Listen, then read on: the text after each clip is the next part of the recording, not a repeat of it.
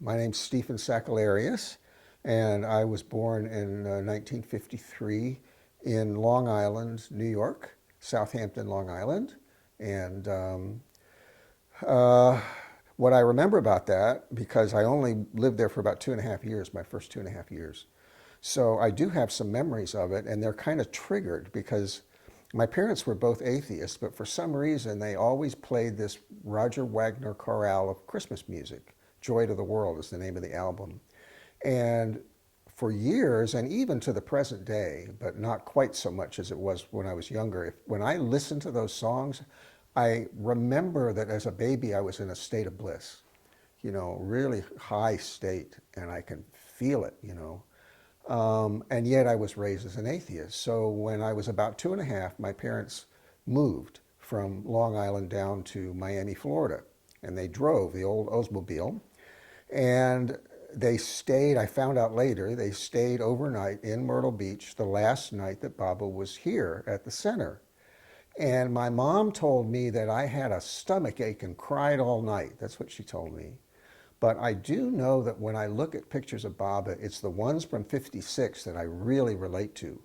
So it makes me think I don't know if I could have seen him, but a vision, some kind of darshan, a vision where I must have seen him. And that was what the crying had nothing to do with my stomach. It was because I had some kind of darshan from him. So when I got down to Miami, it was as though there was a switch was shut off, and I couldn't remember what it was. There was something important that I was trying to remember and trying not to forget when I was in Miami at age 3, and it was fading, and I couldn't remember it. I do remember that once I was lying down and I heard there was a plane flying overhead, and that droning sound put me out somewhere, in some kind of state. I remember that. But I forgot whatever it was. So I was a very confused child. Again, I was being raised atheist, and I understood all the arguments intellectually and believed in them.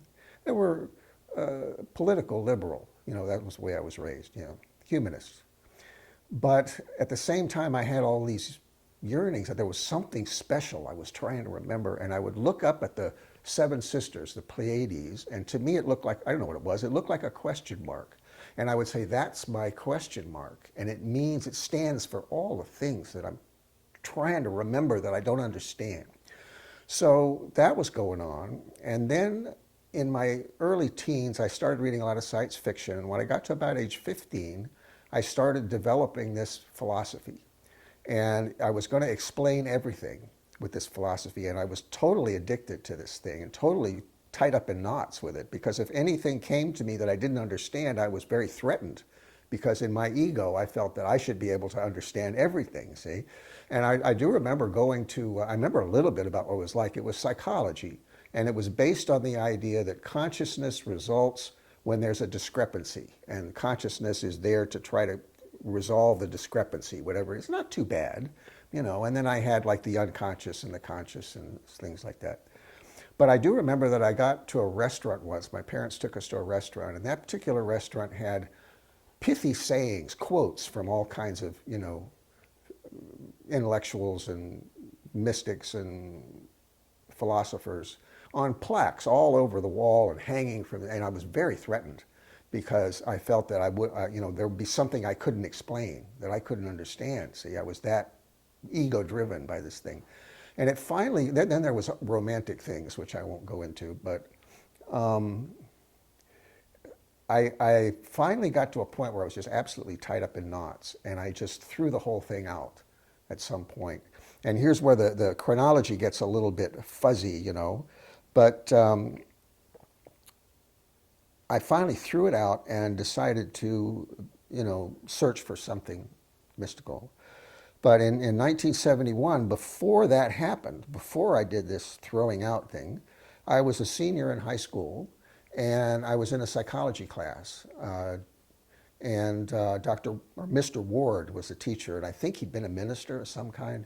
And there was a young fella came in named David Bullock, and David Bullock had permission for 10 minutes to tell the class about Meher Baba, whom I'd never heard of. Nobody had ever heard of him. This was in Miami. This is a high school psychology class.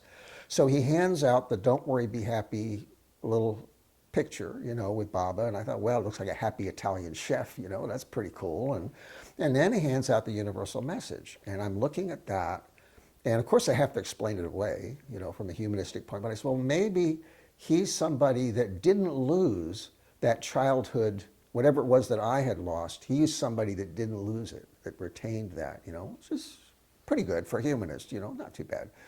And then I got to the back, and it says how to love God. And I said, well, this guy is saying I already love God. I don't even believe in God, but I believe in each of the things he's saying. See, when I get down to the greatest act of devotion to God is not to hurt or harm any of his creatures, and I believe that very strongly. I said, this guy is kind of coming around my atheism from behind and saying, you already believe in God. Very interesting. So I retained that, but I didn't convert or anything. And I kept running into Baba's picture. Anywhere I'd go, there was one guy that had been smoking pot on his sofa for like 2 or 3 years and never left, He's got a picture of Baba up there, And at one point, there was a girl who I'd gotten interested in her, and she let me take her out and everything. And then I said, well, this was a Melanie concert, Candles in the Rain. I had no idea it had anything to do with Mayor Baba. So we went to the Melanie concert, and then afterwards we walked out on a jetty. And I said, now's the time. I'm going to kiss her now. This is the time, And I was about to, and she says, well, Bill and I are going to go to Costa Rica in a couple weeks. And I'm like, who's Bill? Well, Bill is her boyfriend. She hadn't even told me, that she's got a boyfriend and she's going to Costa Rica and the whole thing. Well, I was very upset. So I'm driving along in Miami, it's called Old Cutler Road. It's overhanging trees and so on, 2-lane road. And I'm stuck in traffic. And I'm listening to Gold and the Blues by Sugarloaf on my 8-track. And I'm really getting into it, I'm really feeling the blues, and I'm stuck behind a van. And this van has windows in the back, and the Don't Worry, Be Happy poster, the big poster, is looking at me out the back of the van for like 10 or 15 minutes. And I'm like, how does this guy expect me to be happy? And they say, how does this guy, of course I recognize him, how does this guy expect this? So that was like another contact. At some point, and I'm not clear, I think that was like between 71 and 73. So in 72, I had this crisis. I gave up philosophy. I started studying Zen meditation, 3 pillars of Zen, and I started practicing Zazen. And I actually was pretty good at it. Like maybe this went back to a past life, So I couldn't, I'm not very flexible, so I got a little stool, and I was sitting on a stool and studying this. And I got into drugs for a while also, before this, like in 73, I was pretty heavy into drugs. And during that time, I said, let's experiment with this. I've heard that the universe will talk to you if you pay attention. So I said, I'm going to pay attention to synchronicities and see if the universe is talking to me. And it did. It started, coincidences started happening. I was paying attention, and I said, yeah, it is. It's talking back to me. So that kind of opened up things a little bit, But at one point, I was meditating on that meditation stool, and I said, I didn't say anything. All of a sudden, I decided to pray. I'd never prayed before in my life. So, and the prayer was just, I'm an utter wreck. I'm a mess. I'm totally messed up. I'm lost. I have no idea what I'm doing. Very sincere, And God's presence just went right through me immediately. Like he'd been waiting all that time for me to turn to him. Bang, he's right there, And I knew what it was, amazing, and not like anything, The buzz was that drug experience, that was a mystical experience, but it isn't. It's not the same thing. So then I had to test it.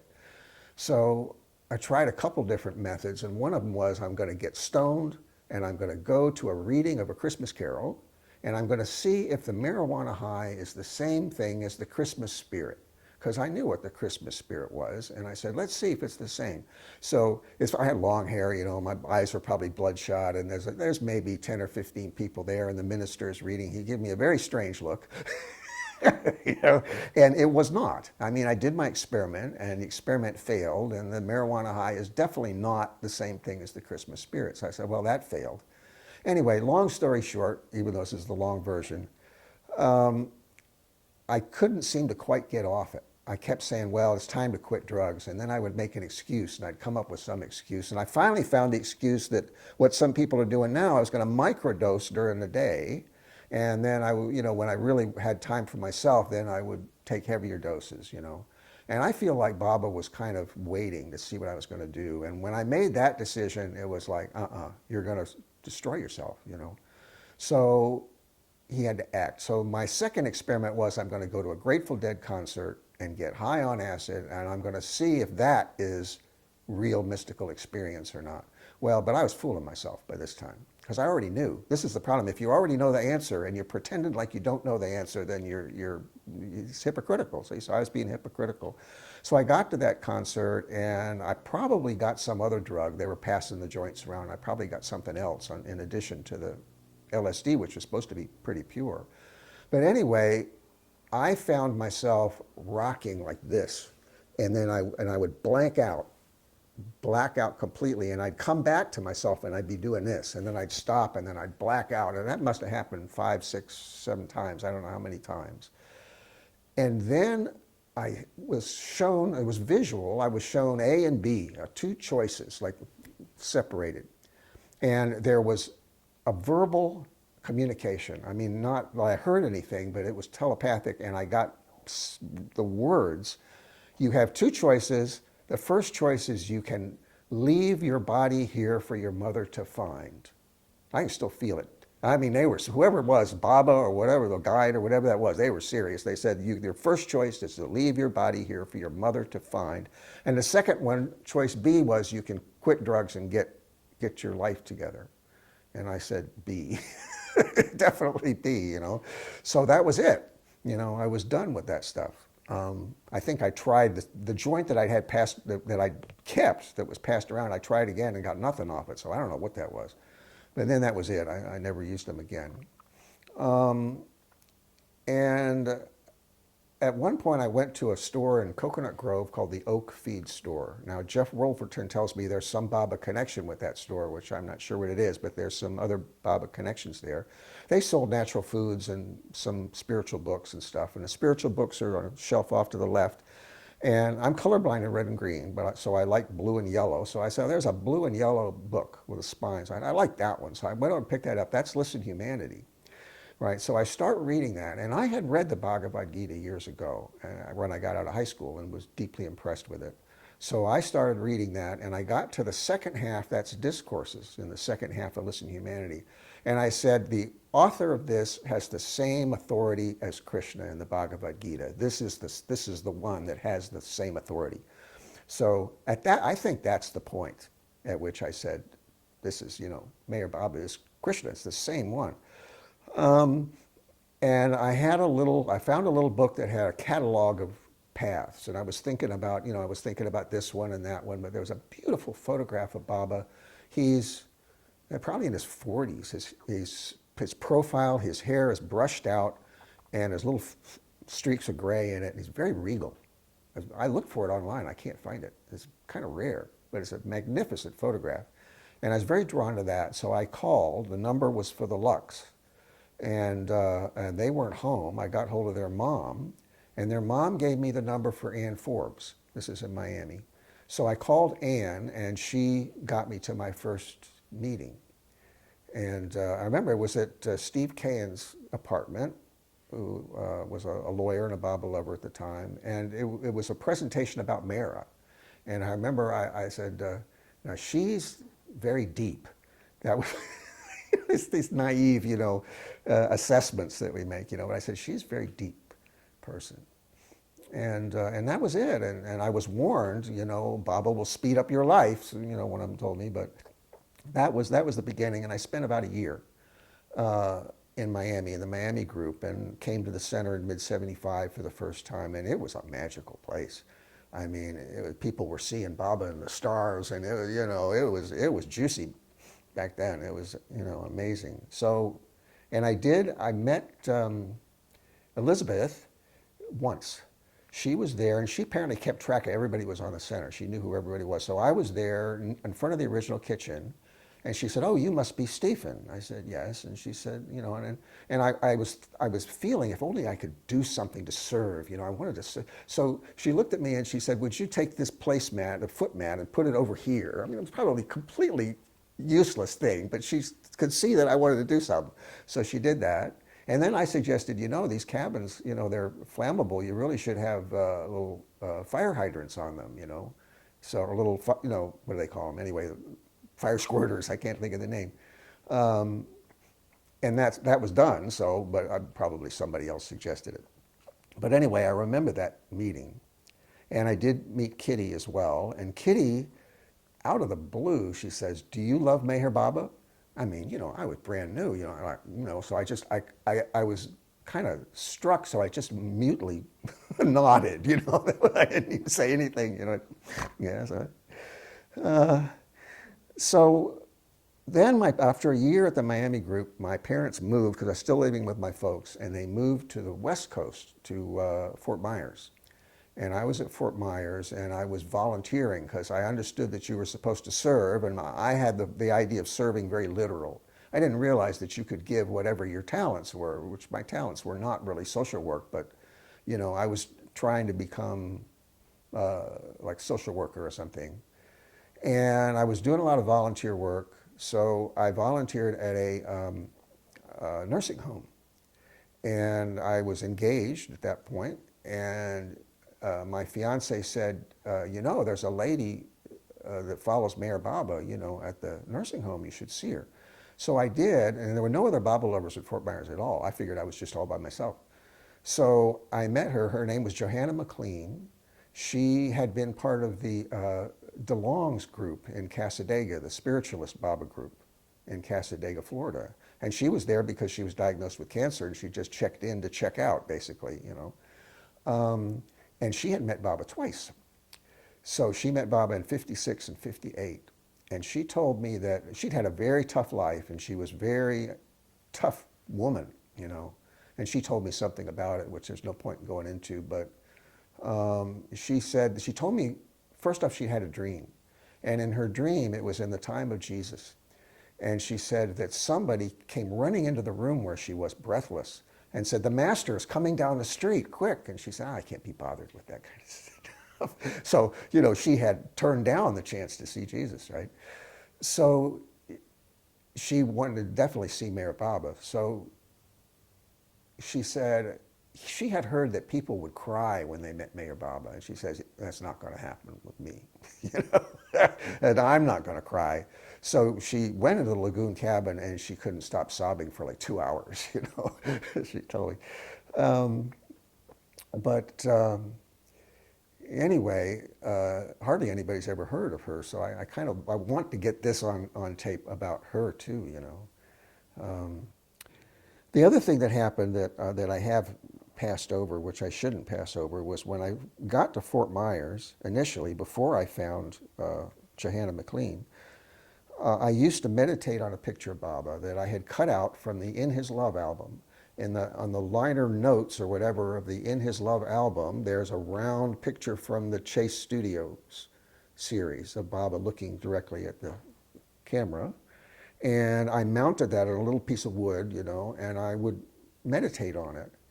And one day when I was meditating on it, it came alive. Completely alive. I mean, not just like it looked a little bit alive, he was alive in there. And he looked at me, and in some way that I couldn't possibly explain, he showed me that he was the avatar in a way that's absolutely unquestionable. And it was like this was going to, for all time, for the rest of your life, you have this, you know. And then it was over, you know. It wasn't I don't have no idea how long it lasted, but we might be talking 10 seconds or 15 seconds, or it seemed like an hour, you know. But he came completely alive in that picture, and he showed me that he was the avatar, and that was, you know, that was that. So that may be the best place to stop.